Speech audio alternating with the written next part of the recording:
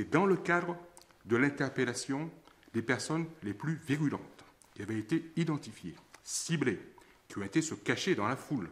Cette foule qui n'avait rien à faire là d'ailleurs, puisque ça faisait 2 heures que j'ai demandé la dislocation.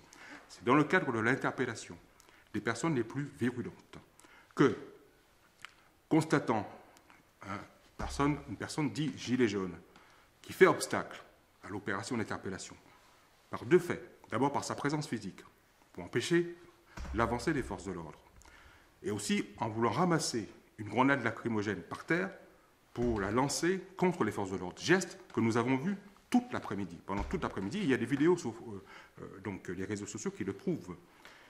En voyant donc, ce manifestant faire ce geste pour ramasser cette grenade lacrymogène par terre et l'envoyer vers les forces de l'ordre, et en faisant obstacle à l'opération d'interpellation de l'individu virulent qui était en cours, il y a eu effectivement, de façon proportionnée, l'utilisation donc, de cette arme de défense légale pour pouvoir d'abord évidemment neutraliser le geste de ramassage de la grenade lacrymogène et surtout pour dégager le passage pour aller vers la cible qui était prioritaire. D'ailleurs, cette personne a été identifiée, interpellée et désormais donc placée sous l'autorité de la justice, donc en garde à vue. Voilà donc ce qui s'est passé. Et pour bien comprendre le contexte, il faut voir le contexte toute l'après-midi.